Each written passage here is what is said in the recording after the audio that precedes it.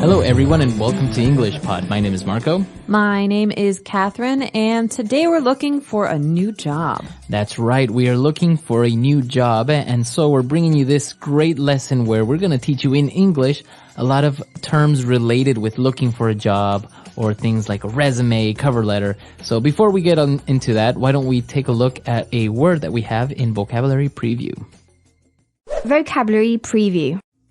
So this is actually the name of a job. It's a position. It's gas station attendant. Okay, a gas station attendant. Now we know what a gas station is, right? That's right. It's a place where you go to fill your car with gas. Okay. So an attendant at a gas station, what does he do? He or she is a person who will help you put the gas in your car. So an attendant is someone who is almost like an assistant or a helper. Okay. You can have a bathroom attendant, someone who gives you a towel after you wash your hands. I've seen those in the fancy restaurants. Yeah, so gas station attendant. All right. So why don't we take a look now at our dialogue? Let's listen to it for the first time, and we'll be back in a bit.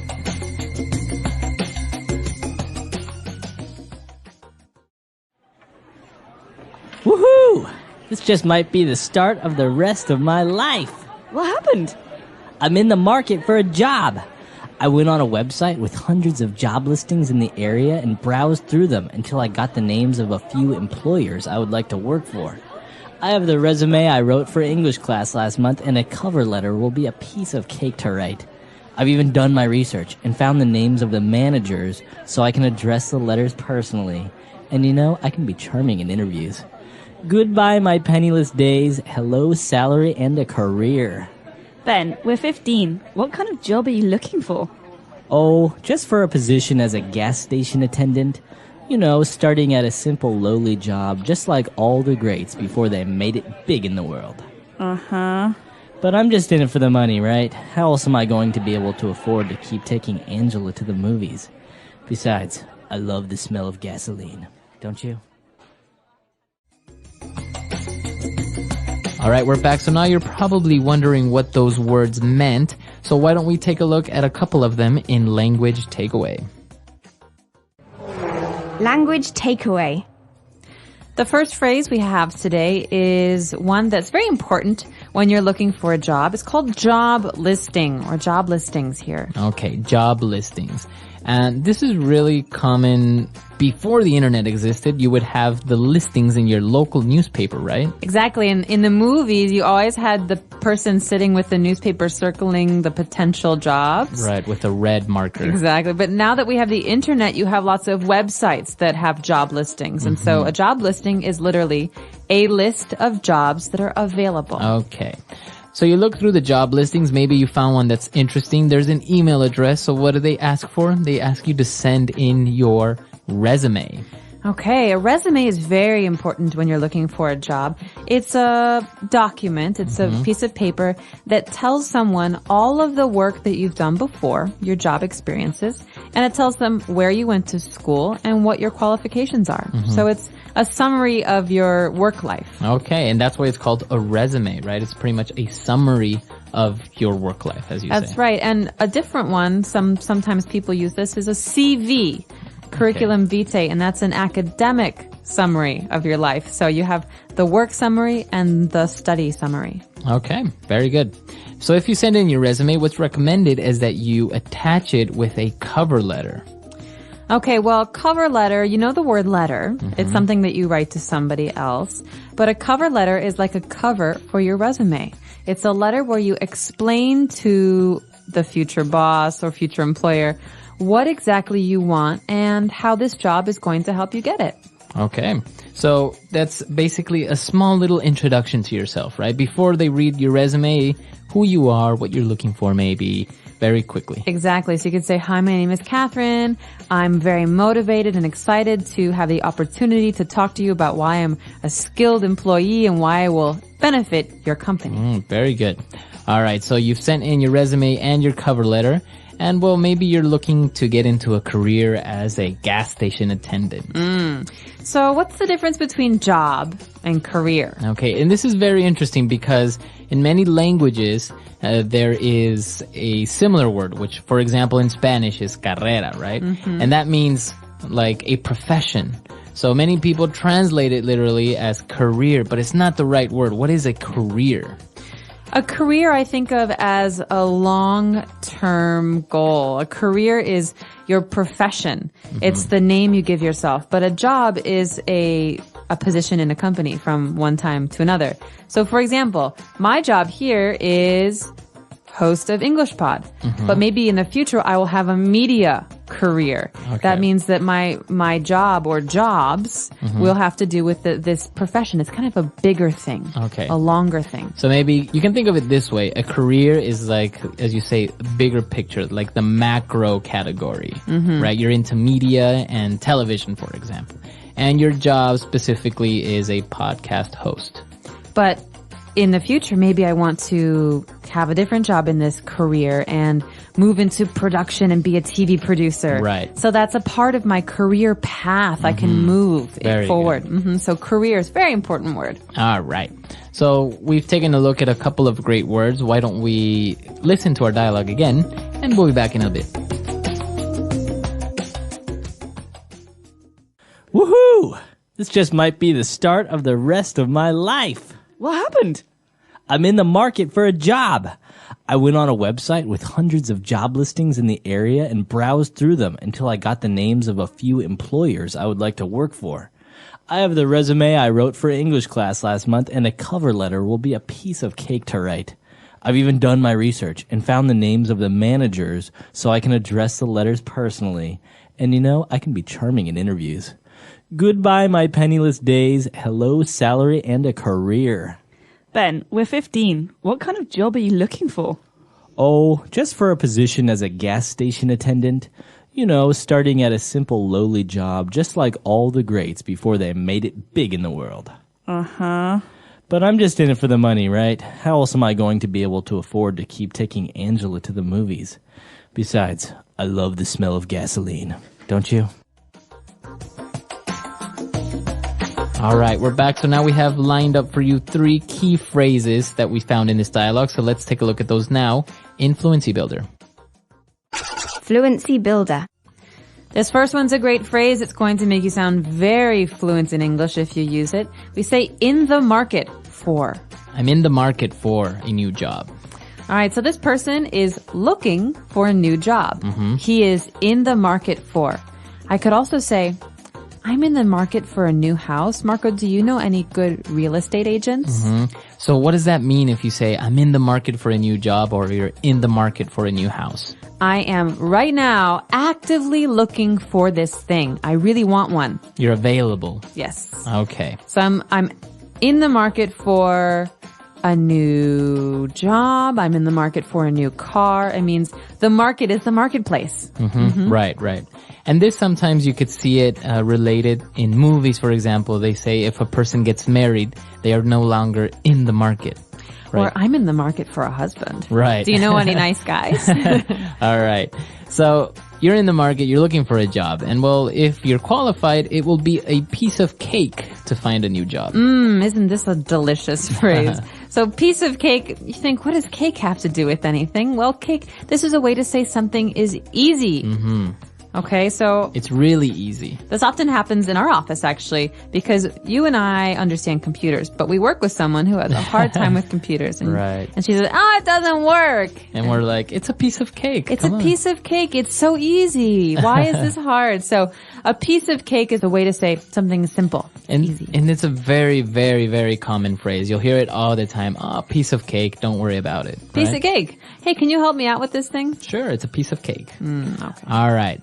And for our last phrase, he was talking about his position as a gas attendant, and he said, well, all the greats, all the famous people, they started somewhere before they made it big. What does he mean with they made it big?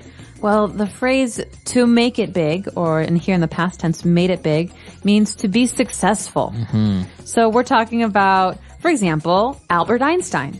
Albert Einstein worked in the patent office he was a clerk in Europe. And, that's not a very impressive job, but it was a job. And he made it big later on as a physicist. And so to make it big is to succeed, to become famous or successful or important. Right. Or sometimes people say, yeah, I made it. I made it big, or I made it in my life. And that means that you were successful. Or this product is going to make it big. It's going to be really successful. Yeah, that's good. Okay, so it's a key phrase to make it or to make it big. Why don't we listen to our dialogue for the last time, and we'll be back in a little bit.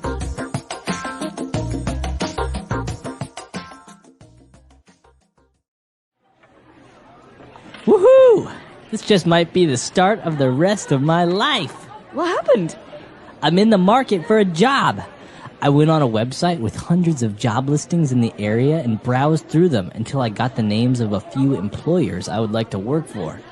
I have the resume I wrote for English class last month, and a cover letter will be a piece of cake to write. I've even done my research and found the names of the managers so I can address the letters personally. And you know, I can be charming in interviews. Goodbye, my penniless days. Hello, salary and a career. Ben, we're 15. What kind of job are you looking for?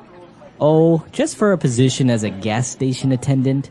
You know, starting at a simple lowly job, just like all the greats before they made it big in the world. Uh-huh. But I'm just in it for the money, right? How else am I going to be able to afford to keep taking Angela to the movies? Besides, I love the smell of gasoline. Don't you?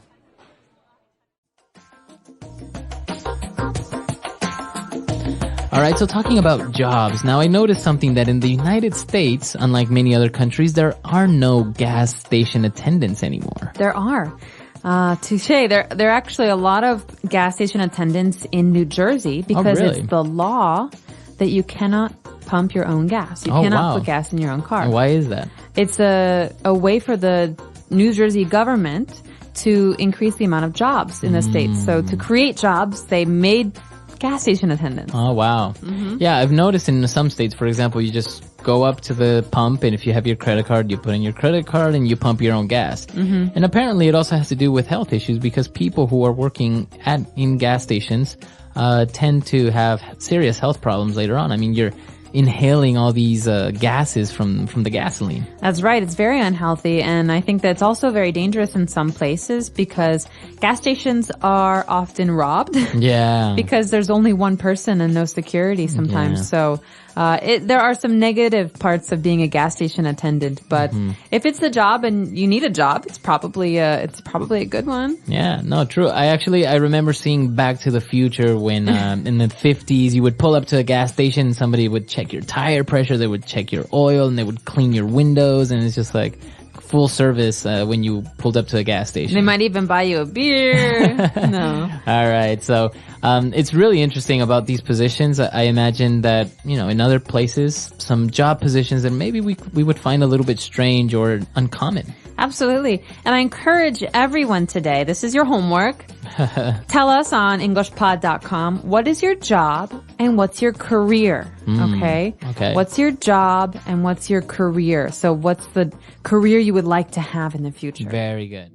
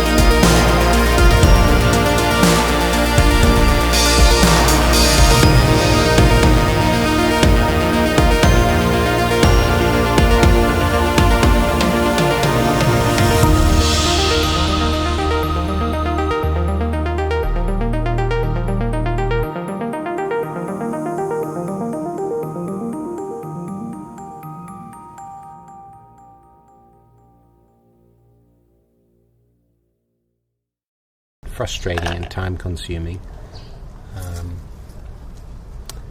And then finding new customers sometimes is a challenge because most of our time is spent producing stuff rather than selling stuff.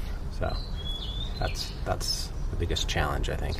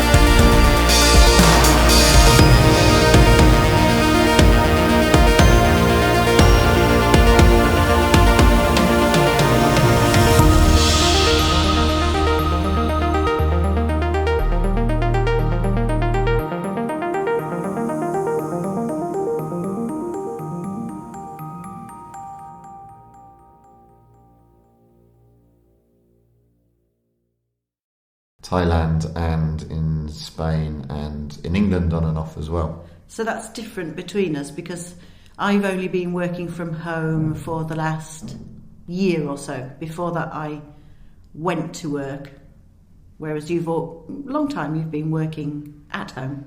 Yeah, so I think for me, the disadvantages are becoming more obvious and more apparent over